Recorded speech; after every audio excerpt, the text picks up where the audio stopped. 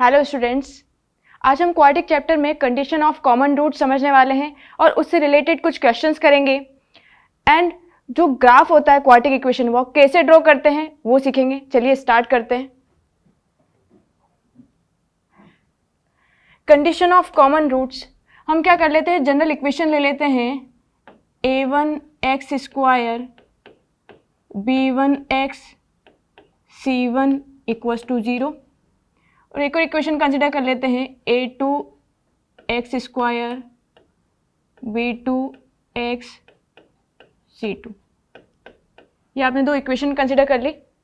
अब क्या कर सकते हैं, इसमें दो केस हो सकते हैं, या तो इन दोनों क्वाड्रेटिक इक्वेशन में एक रूट कॉमन हो या फिर दोनों ही रूट कॉमन हो जाए। तो हम केस फर्स्ट समझते हैं, बोथ रूट्स कॉमन। अगर फर्स्ट इक्वेशन के अल्फा बीटा रूट्स है तो सेकेंड इक्वेशन के भी क्या होंगे, अल्फा बीटा। दोनों ही रूट्स क्या हो गए, इन दोनों के सेम हो गए। तो हम क्या कह सकते हैं कि इक्वेशन आर आइडेंटिकल।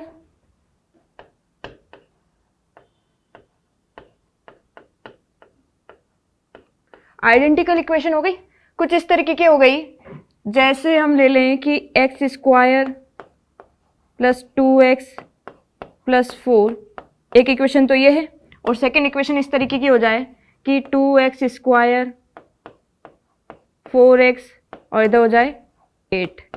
अगर हम क्या करें, इनके कोफिशिएंट्स का है ना, एक्स स्क्वायर एक्स और कांस्टेंट टर्म के कोफिशिएंट को हम क्या करें, डिवाइड करें, तो रेशियो मिल रहा है हमें 1/2। तो इस तरीके से इक्वेशन इसमें आएगी, इन दोनों के रूट्स कॉमन होंगे।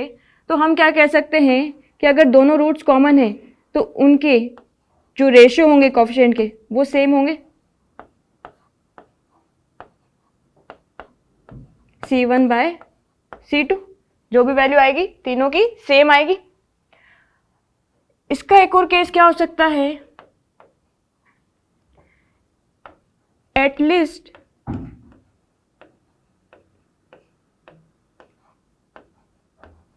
One root common.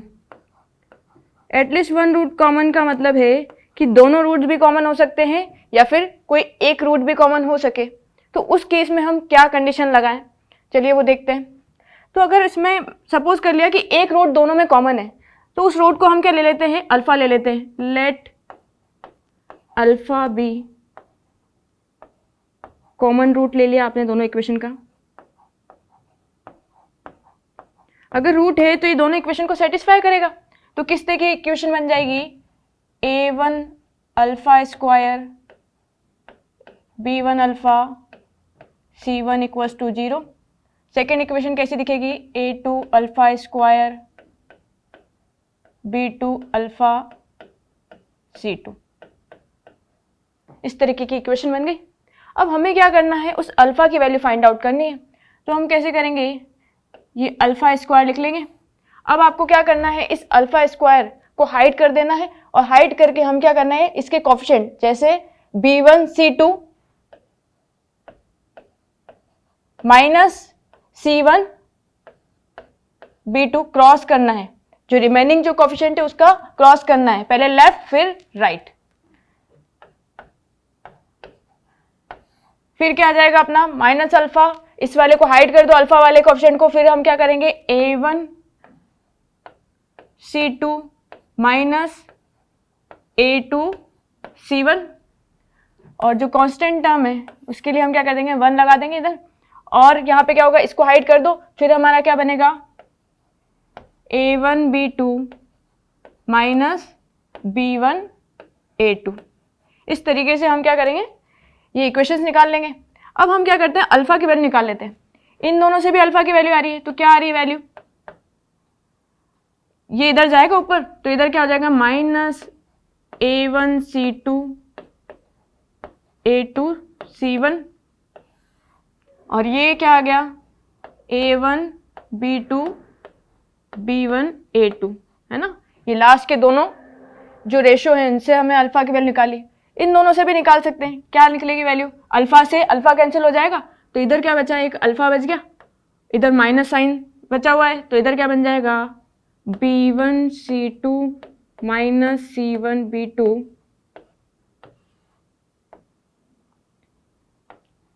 A1C2 minus A2C1। ये दोनों से हमें क्या मिल गई, अल्फा की वैल्यू मिल गई। अब अल्फा की वैल्यू है तो ये दोनों चीजें हम क्या कर सकते हैं, इक्वल में रख सकते हैं। तो हम दोनों ने इक्वल रख दिए यहाँ पे, है ना, ठीक है। तो अब क्या हो जाएगा, तो यहाँ से क्या बनेगा हमारा, ये दोनों चीजें सेम हो गई है, तो ये क्या बन जाएगा, माइनस इधर भी है माइनस इधर भी है, कट जाएगा। तो ये इक्वेशन हमारी ऐसी बन गई है कि A1C2 A2C1 का स्क्वायर बन जाएगा, है ना, और ये दोनों क्रॉस होंगे तो क्या बनेगा, B1C2 C1B2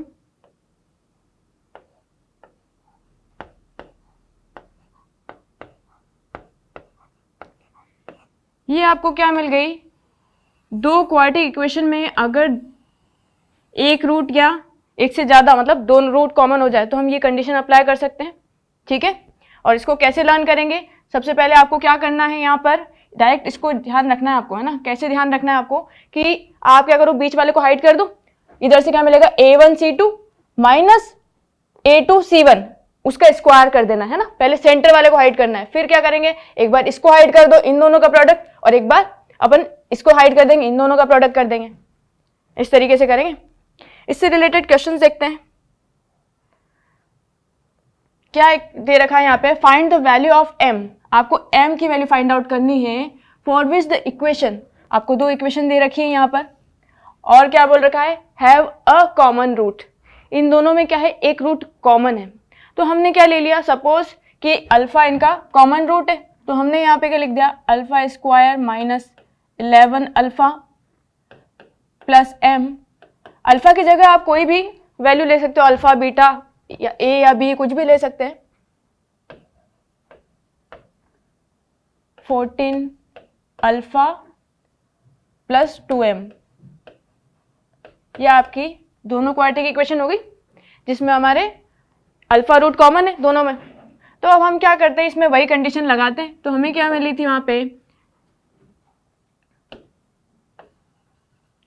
सबसे पहले हमें क्या करना है, अल्फा वाले को हाइड करना है, और क्या करेंगे, ये जो इनके कॉफिशिएंट, इसका कॉफिशिएंट क्या हो गया 1, तो 1 इंटू 2m, है ना, इसका और इसका कॉफिशिएंट मल्टीप्लाई करना है, माइनस 1 इंटू m, इसका स्क्वायर हो जाएगा। फिर हम क्या करेंगे, अल्फा स्क्वायर वाले को हाइड कर दो, इधर से क्या मिलेगा आपको, माइनस 22m, 11 का मल्टीप्लाई माइनस 11 का मल्टीप्लाई 2m से, फिर हम क्या करेंगे, माइनस 14 का मल्टीप्लाई करेंगे, तो इधर क्या हो जाएगा 14m।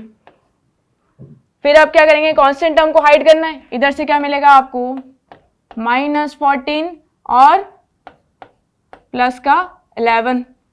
इसको सिंप्लीफाई कर लेते हैं, तो ये बनेगा 2m माइनस m, तो m स्क्वायर बन गया। तो और इधर देखें तो क्या बनेगा हमारा, ये हमारा बन जाएगा माइनस 8, और इधर क्या मिला हमारा 8m,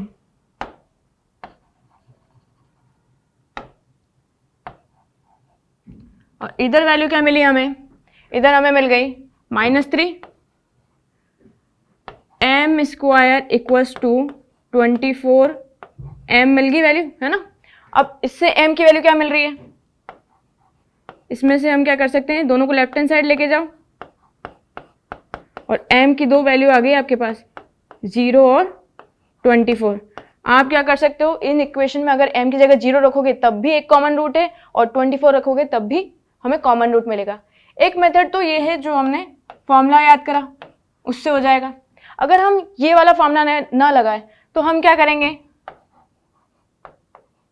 ये जो फर्स्ट इक्वेशन और सेकंड इक्वेशन नंबर देते हैं इसको, अब हम क्या करते हैं, इसमें first equation minus second equation कर लेते, ठीक है। तो यहाँ पे क्या होगा, अल्फा स्क्वायर से अल्फा स्क्वायर कट जाएगा, और इधर क्या हो जाएगा, -11 प्लस 14 आ जाएगा, तो इधर क्या आ जाएगा 3 अल्फा मिल जाएगा। और क्या होगा, m माइनस 2m कितना बनेगा, माइनस m। तो हमें क्या मिल गया कि अल्फा की वैल्यू मिल गई आपको m/3। अल्फा इन दोनों का कॉमन रूट है, तो आप किसी भी इक्वेशन में सेटिस्फाई करा दो, तो हमें क्या मिलेगा इधर से m/3 का square 11 m/3 plus m equal to 0। इसको सिंप्लीफाई कर लेंगे, है ना, एक क्वाड्रेटिक इक्वेशन बनेगी, इसको सिंप्लीफाई करके वापस से हमें क्या मिल जाएगा, यही दोनों वैल्यू मिल जाएगी। तो इधर देखो m स्क्वायर, इधर 9, इधर हो जाएगा 11m/3, है ना, इधर m,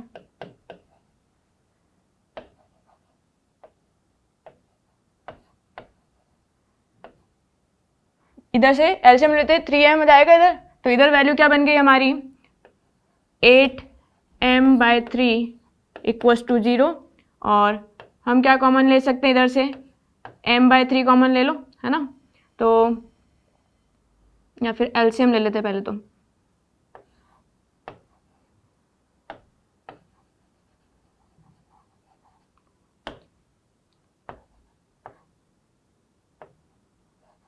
इधर 24m इक्वल्स टू 0, और आप 9 को इधर 0 की तरफ पहुंचा देना, तो ये क्या बन जाएगा आपका, m कॉमन आ रहा है m माइनस 24, m की वैल्यू क्या मिल गया आपको 0, 24। ठीक है, ये दोनों तरीके से आप इस क्वेश्चन को सॉल्व कर सकते हैं। नेक्स्ट क्वेश्चन देखते हैं। आपको क्या दे रखा है, show that a plus b plus 1 equals to 0 is the condition for the quadratic equation.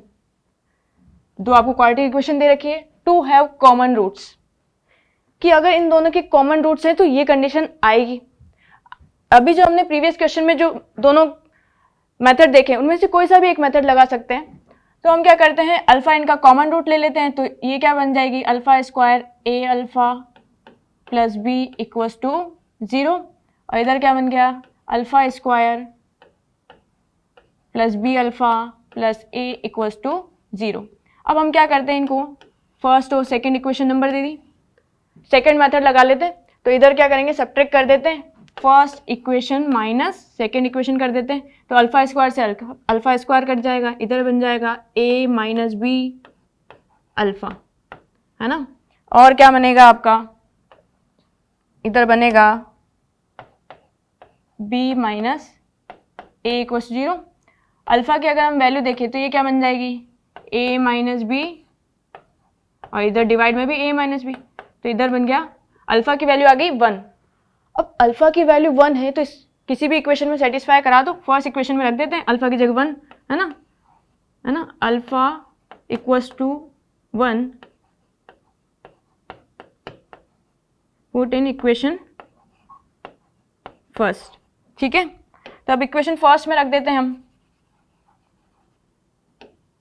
तो ये क्या बन जाएगा, 1 plus a plus b equals to 0। ये हमारी क्या हो गई, कॉमन रूट्स की कंडीशन हो गई इन दोनों क्वाड्रेटिक इक्वेशन में। हम जो फर्स्ट मेथड था वो भी लगा सकते थे यहाँ पे। नेक्स्ट क्वेश्चन देखते हैं। इफ द इक्वेशन, आपको क्वाड्रेटिक इक्वेशन दे रखी है ax square b x plus c, और यहाँ पे दे रखा है कि a b c किसको बिलोंग करते हैं, नेचुरल नंबर को, और ये एक और इक्वेशन दे रखी है have a common root then find the minimum value. अब आप देखो, ये जो आपको सेकेंड इक्वेशन दे रखी है, इसमें कोई भी, है ना, अननोन क्वांटिटी है नहीं, तो इसके तो हम रूट्स फाइंड कर सकते हैं। तो इसके रूट्स निकाल लेते हैं पहले। 2x square 3x plus 4 equals to 0। सबसे पहले हम क्या करते हैं, डिस्क्रिमिनेंट निकाल लेते हैं। डिस्क्रिमिनेंट का फॉर्मूला क्या है, बी स्क्वायर माइनस 4ac, ये होता है। और यहाँ पे a कौन है, a अपना हो गया 2, b कौन है 3, और c 4।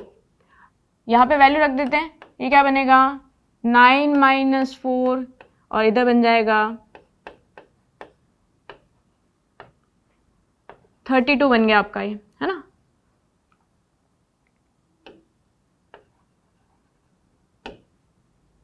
ये जो वैल्यू आ रही है अपनी, ये क्या आ रही है, एक नेगेटिव वैल्यू आ रही है, नेगेटिव वैल्यू आ रही है मतलब d क्या हो गया, लेस देन 0, और d लेस देन 0 की कंडीशन हमने देखी थी, अगर d लेस देन 0 होता है तो हम क्या कहते हैं, नॉट रियल रूट, और नॉट रियल रूट को हम क्या कह सकते हैं, और इमेजिनरी रूट्स।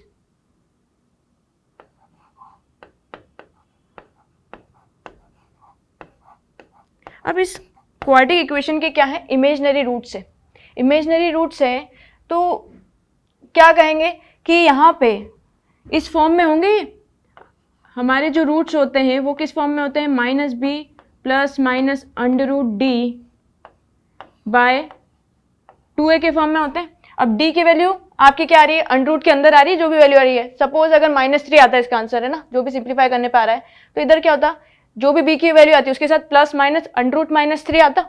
तो ये क्या हो रहे हैं, जो रूट्स है वो पेयर्स में आ रहे हैं, और पेयर भी कैसे, कॉन्जुगेट पेयर, मतलब एक प्लस के साथ है और एक माइनस के साथ है ना। तो हम क्या कह सकते हैं,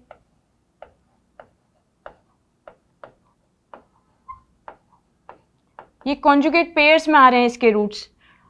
इससे हमें क्या पता चला कि अगर d लेस देन 0 होता है ना, तो इन दोनों इक्वेशन में जो आपको इक्वेशन दे रखी है इसमें एक रूट कॉमन नहीं होगा, दोनों के दोनों रूट्स कॉमन होंगे, क्योंकि अगर आपका कोई एक रूट प्लस साइन के साथ आ रहा है तो दूसरा रूट माइनस के साथ आएगा ही आएगा यहाँ पे, क्योंकि अंडर रूट डी के आगे प्लस माइनस साइन है ना।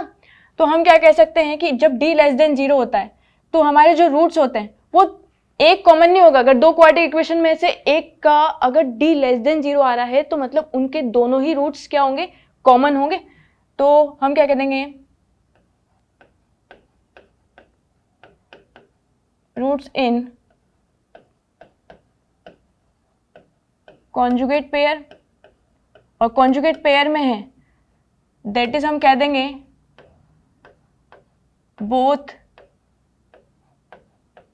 Roots are common. इन दोनों इक्वेशन में दोनों ही रूट्स कॉमन है, दोनों रूट्स कॉमन होते हैं तो हम क्या कंडीशन लगाते हैं, a1 by a2 equals to b1 by b2 equals to c1 by c2। तो यहाँ पे लगा देते हैं, तो यहाँ पे क्या दे रखा है, a1 की वैल्यू a है और a2 की वैल्यू 2 है, b1 b, इधर क्या हो जाएगा b2 3 6 बाय इधर क्या हो जाएगा c बाय 4। इसको हम क्या कर लेते हैं, किसी कांस्टेंट टर्म k के इक्वल ले लेते हैं, तो हमें क्या मिल गई, a की वैल्यू 2k, b की वैल्यू मिल गई 3k और c की वैल्यू मिल गई 4k। इस तरीके से आपको a b c की वैल्यू मिल गई। अब हमें वैल्यू किसकी फाइंड आउट करनी है, a प्लस बी प्लस सी। तो इधर देखो a प्लस बी प्लस सी, इन सबको ऐड करो तो आपको क्या मिल रहा है, 4k 5k है ना, इधर क्या हो जाएगा 3 प्लस 2 5 हो गया, तो इधर हो गया हमारा 9k। और इन्होंने क्या दे रखा है कि a b c किसको बिलोंग करते हैं, नेचुरल नंबर को। तो नेचुरल नंबर को बिलोंग करते हैं तो हम क्या कह सकते हैं कि मिनिमम वैल्यू क्या रही होगी, k की वैल्यू 1 डाल दो तो इधर क्या मिल जाएगा आपको 9 मिल जाएगा। तो a प्लस बी प्लस सी की मिनिमम वैल्यू क्या है, 9 हो गई। यहां से आपको ये भी ध्यान रखना है कि जब भी हमारा डिस्क्रिमिनेंट लेस देन 0 आएगा और कॉमन रूट्स की कंडीशन लग रही है तो उसमें दोनों ही रूट्स कॉमन आएंगे। इसी तरीके से अगर हम क्या करते हैं कि d अगर ग्रेटर देन 0 होता, अब ग्रेटर देन 0 में हमने दो केस पढ़े थे, एक तो परफेक्ट स्क्वायर वाला केस पढ़ा था। परफेक्ट स्क्वायर में तो हमें क्या मिल जाता था, रेशनल रूट्स मिल जाते थे।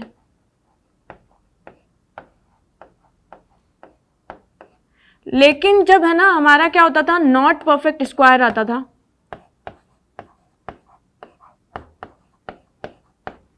नॉट परफेक्ट स्क्वायर वाले केस में हमारा क्या होता था, हमारे इररेशनल रूट्स आते थे।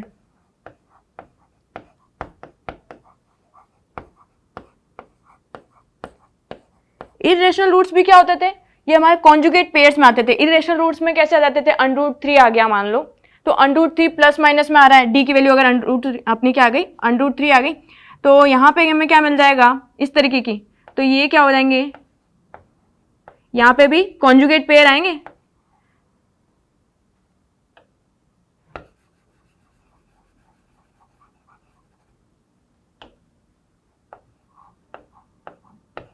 Roots in conjugate pair. आपको दोनों ही केस ध्यान रखने हैं।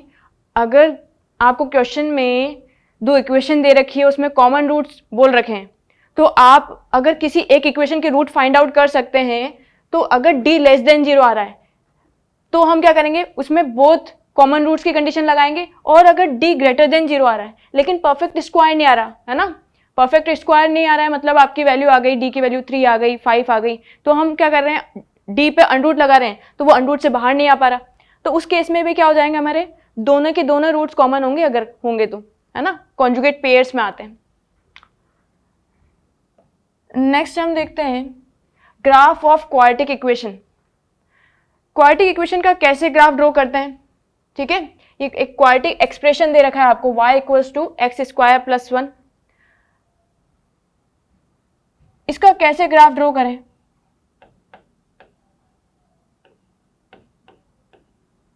इसमें क्या कर लेते हैं अपन, पॉइंट्स रख के बनाते हैं, इधर क्या हो जाएगा, x की वैल्यू रखेंगे और हमें y की वैल्यू मिलेगी, x की वैल्यू हमने क्या रख ली, 0 रख ली, y की वैल्यू हमें क्या मिलेगी 1, x की वैल्यू 1 रखेंगे तो हमें मिलेगा 2, -1 रखेंगे तब भी हमें 2 मिलेगा, एक और रख लेते हैं, 2 रखेंगे तो 5 मिलेगा, -2 रखेंगे तो 5 मिलेगा। इस तरीके से आपको पॉइंट्स मिल गए। यहाँ पे ड्रॉ कर लेते हैं, ये हमारी x एक्सिस, ये y एक्सिस बन गई। अब हम क्या करते हैं, इसमें पॉइंट्स रख देते हैं, इधर 0 बन गया, इधर 1, इधर 2, -1 -2। अब वैल्यू y की 5 तक जा रही है, तो इधर देख लेते हैं 1 2 3 4 5, ठीक है। अब पॉइंट्स लोकेट कर देते हैं, x की वैल्यू 0 है तो y की वैल्यू हमें मिल रही है 1 मिल रही है, यहाँ रख देते हैं पॉइंट। अब x की वैल्यू 1 है तो y की वैल्यू हमें 2 मिल रही है ना, तो यहाँ पे 2 हो जाएगा, -1 पे 2 वैल्यू, इधर 2 पे क्या मिल रहा है, 5 मिल रहा है, -2 पे भी 5। आप इन क्या कर सकते हैं कि इन सब पॉइंट को मिला लेते हैं,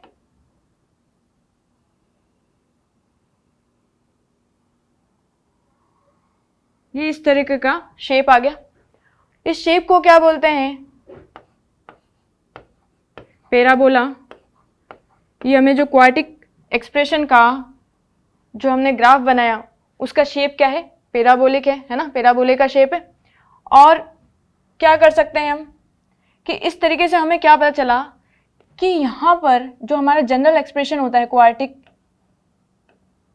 एक्सप्रेशन हमारा क्या होता है, ax² bx + c, इस तरीके का होता है।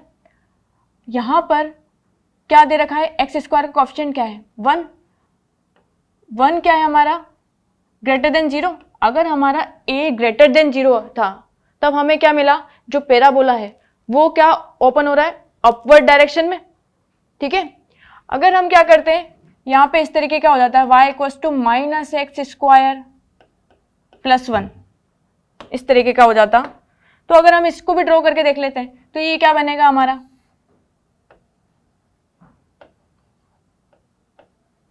x की वैल्यू 0 रखते तो 1 मिलता, और 1 पे इधर वैल्यू मिल जाती है आपको 0, ठीक है।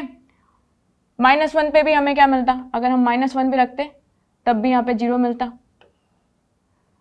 और अगर 2 रखें, ठीक है, तो 2 रखने पे हमें क्या मिल जाएगा, इधर 2 रखने पे ये बन जाएगा अपना -4 + 3, तो इधर बन जाएगा +1, तो ये बन जाएगा -3 -2 रखने पे क्या बन जाएगा आपका, ये -3। ठीक है, तो इसका ग्राफ अगर हम ड्रॉ करें,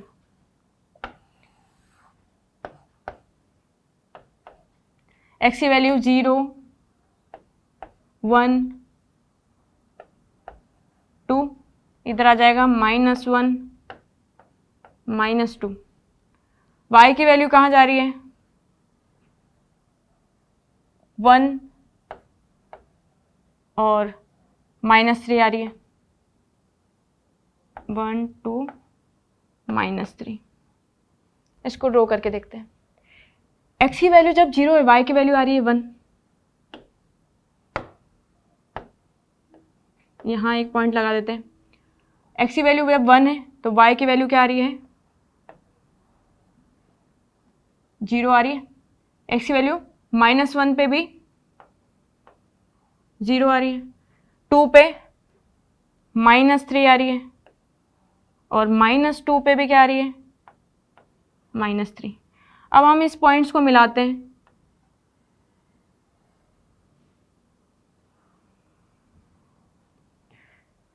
ये अब आप ध्यान से देखो, ये भी पैराबोले का शेप है, लेकिन क्या हो रहा है यहाँ पर, हम क्या करें, a हमारा क्या हो गया यहाँ पे, नेगेटिव हो गया। a नेगेटिव होते ही हमारा जो पैराबोला है, जो ग्राफ है, वो किस तरफ ओपन हुआ, डाउनवर्ड। जब a पॉजिटिव था तो हमारा पैराबोला कहाँ पे ओपन हुआ था, अपवर्ड। तो हमें एक रिजल्ट मिल गया कि जब a ग्रेटर देन 0 होगा तब हम क्या कहेंगे, इसे, इस शेप को हम कॉनकेव शेप भी कह सकते हैं, केव की तरह। तो यहाँ पे क्या हो जाएगा, कॉनकेव अपवर्ड ग्राफ है ये। और इसे क्या कह सकते हैं, a जब लेस देन 0 होगा तो हम कह सकते हैं कॉनकेव डाउनवर्ड।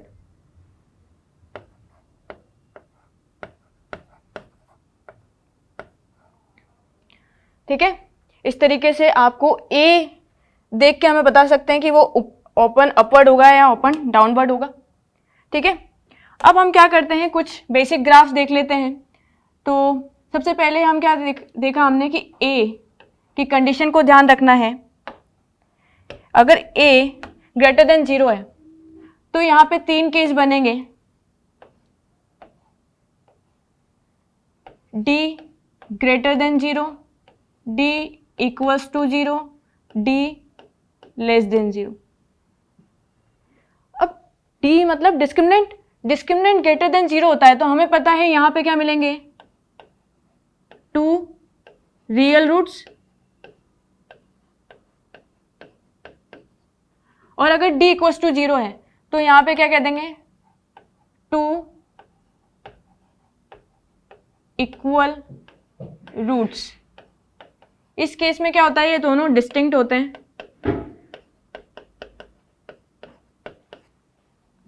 यहां पे क्या होगा, d लेस देन 0 में इमेजिनरी रूट्स होंगे, इमेजिनरी रूट्स, या कहें नॉट रियल रूट्स। अब हम क्या करते हैं, एक एक का ग्राफ देखते हैं। a ग्रेटर देन 0 है, मतलब आपको क्या करना है, ओपन तो अपवर्ड है और 2 अलग अलग रूट्स आ रहे हैं, 2 अलग अलग रूट्स आ रहे हैं, तो कुछ इस तरीके का ग्राफ हो सकता है जो x एक्सिस को किन्हीं 2 पॉइंट्स पर कट करे। x एक्सिस को जितनी बार कट करता है उतने ही रूट्स मिलते हैं हमें। ये हमारा क्या हो गया, x एक्सिस और ये y एक्सिस। तो इस तरीके का ग्राफ हो गया जब d ग्रेटर देन 0 हो। ठीक है, अगर d इक्वल्स टू 0 की बात कर रहे हैं हम तो हमारा ग्राफ कैसा हो जाएगा, ये क्या करेगा, x एक्सिस को दोनों इक्वल रूट से, मतलब एक ही पॉइंट पर कट करेंगे। तो इस तरीके का ग्राफ समझ सकते हैं, जहां पे आपको जो दोनों रूट्स है वो इक्वल मिल रहे हैं, d equals to 0, a greater than 0। अगर एक और ग्राफ देखें, जब d लेस देन 0 है, लेस देन 0 मतलब इसके इमेजिनरी रूट्स है, मतलब ये x एक्सिस को कहीं कट ही नहीं कर रहा है, तो ये कहीं ऊपर ही रह जाएगा। इस तरीके का ग्राफ बनेगा जब d लेस देन 0 होगा और a ग्रेटर देन 0 होगा। ठीक है, सिमिलरली अगर हम देखें a लेस देन वाला केस देख लेते हैं, a less than 0, a less than वाले में भी 3 case, d greater than 0, d equals to 0, d less than 0। d greater than 0 में क्या कंडीशन बनेगी, ये एक्स एक्सिस को 2 पॉइंट्स पे कट करेगा और डाउनवर्ड ओपन करना है, इस तरीके से हो सकता है। यहाँ पे क्या हो रहा है, d ग्रेटर देन 0 और a लेस देन 0 है। इक्वल्स टू 0 वाले केस में क्या हो सकता है, यहाँ पर ये किसी एक पॉइंट पर आप क्या कर दो, इसको टच करा दो, तो ये क्या हो गया, इक्वल्स टू 0 वाला केस हो गया। लेस देन 0 में क्या होगा, ये एक्स एक्सिस को कहीं टच ही ना करे, तो ये कैसा हो जाएगा, है ना, कहीं भी कट नहीं करा, तो इस तरीके का हो जाएगा। इस तरीके से आपको बेसिक चीजें याद रखनी है कि a ग्रेटर देन 0 का मतलब होता है कॉनकेव अपवर्ड और a लेस देन 0 का मतलब होता है कॉनकेव डाउनवर्ड। अब हम समझते हैं वर्टेक्स ऑफ पैराबोला। अब वर्टेक्स क्या चीज है, जो हमने अभी सीखा कि एक तो इस तरीके का पैराबोला बन रहा था और एक ये अपवर्ड था और ये एक और डाउनवर्ड। तो ये जो पॉइंट होता है, इसका टिप वाला पॉइंट है ना, ये दोनों, इसको क्या बोलते हैं हम, वर्टेक्स बोलते हैं। ये वाला पॉइंट और ये वाला हो गया। इससे हमें क्या पता चला, वर्टेक्स क्या कर सकते हैं, अगर कॉनकेव अपवर्ड है तो मिनिमम वैल्यू वर्टेक्स पे आएगी, और अगर जो हमारा पैराबोला है वो कॉनकेव डाउनवर्ड है तो मैक्सिमम वैल्यू कहां पे मिलेगी आपको, इस वर्टेक्स पे मिलेगी। इस वर्टेक्स कैसे निकालते हैं वो देखते हैं। हम कोई एक्सप्रेशन ले लेते हैं general, y equals to ax square bx plus c। अब हम क्या कर लेते हैं, इधर से a कॉमन निकाल लेते हैं, एक्स स्क्वायर b बाय ए एक्स प्लस सी बाय ए, इस तरीके का एक्सप्रेशन बन गया। अब हम क्या करें, यहां पर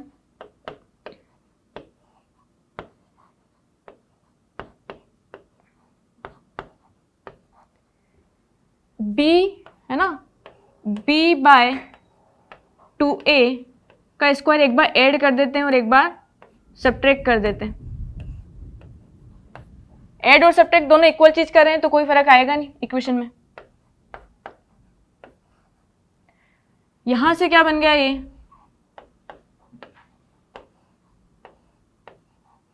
x plus b by 2a का स्क्वायर, और इसको सिंप्लीफाई कर लेते हैं, ये यहाँ पे क्या मिलेगा आपको, माइनस बी स्क्वायर, ये बनेगा अपना 4a, इधर मिल गया आपका c बाय a। अब हम इसका एलसीएम लेंगे तो इधर क्या बनेगा, 4a बन जाएगा और इधर b minus B square 4ac बन जाएगा। यहाँ पे लिख लेते हैं a x plus b by 2a का स्क्वायर, और इधर हम क्या कर लेते हैं 4a, तो ये क्या बन गया आपका, है ना, माइनस कॉमन ले लेते हैं इधर, तो ये बन गया बी स्क्वायर माइनस 4ac। इसको हम क्या कर देते हैं, लेफ्ट हैंड साइड लेके जाते हैं, तो ये क्या बन जाएगा आपका y, और इधर a स्क्वायर है, a से मल्टीप्लाई करेंगे तो इधर से क्या बन जाएगा आपका plus B square minus 4ac किसकी वैल्यू होती है, d की, तो इसको d लिख सकते हैं, और इधर बन गया आपका 4a, एक a से a कट गया, इधर बना आपका x plus b by 2a का स्क्वायर। अब हम क्या कर लेते हैं, इस a को इधर भेज देते हैं, तो इधर क्या बन जाएगा आपका इक्वेशन,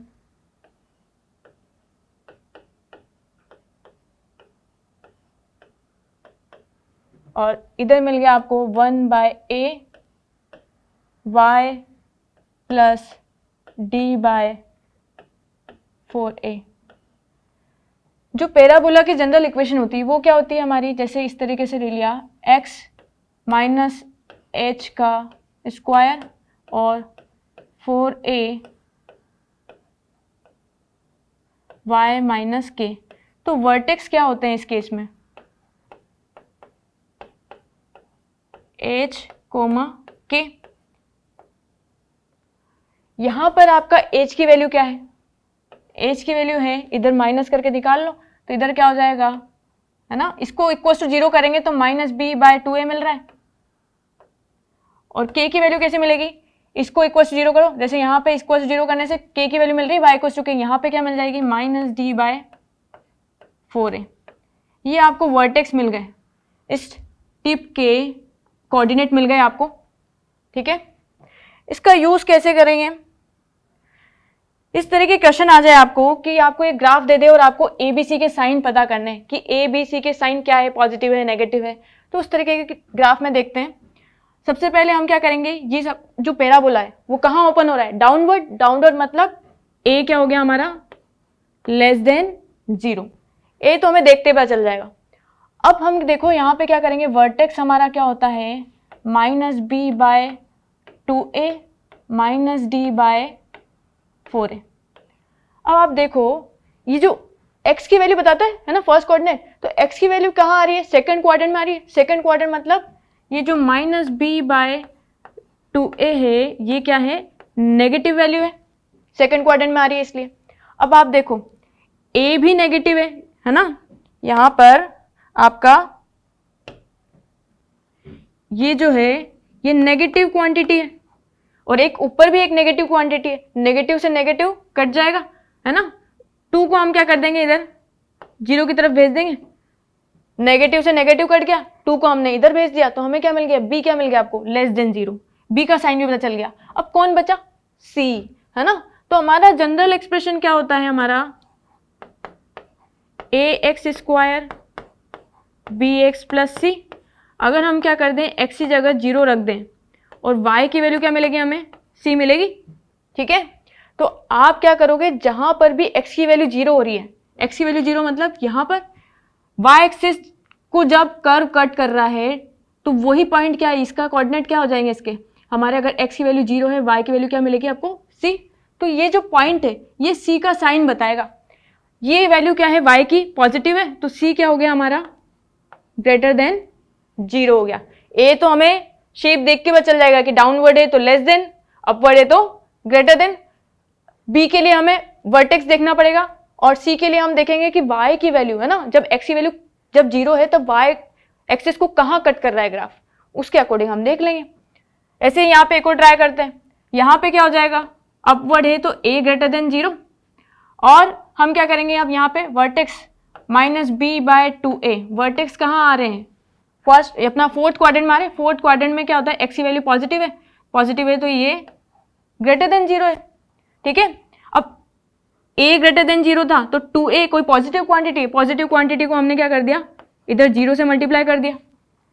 और क्या हो जाएगा यहाँ पे, अब माइनस साइन लेफ्ट से राइट जाएगा तो इनइक्वलिटी का साइन चेंज होता है, तो ये क्या बन जाएगा हमारा, लेस देन 0। तो b का साइन क्या मिल गया, लेस देन 0। अब कौन बचा, c। ये जो कोऑर्डिनेट है इसके कोऑर्डिनेट होते हैं 0, c और ये कहाँ है, नेगेटिव y एक्सिस पे है, नेगेटिव y एक्सिस पे है तो हमें क्या मिल गया, c की वैल्यू क्या है, नेगेटिव। इस तरीके से आप क्या कर सकते हो, कोई भी आपको ग्राफ गिवन हो तो आप ABC फाइंड आउट कर सकते हैं, ठीक है। आज के लिए इतना ही और इस कॉन्सेप्ट की प्रैक्टिस करते रहिए। जल्दी मिलेंगे, थैंक यू।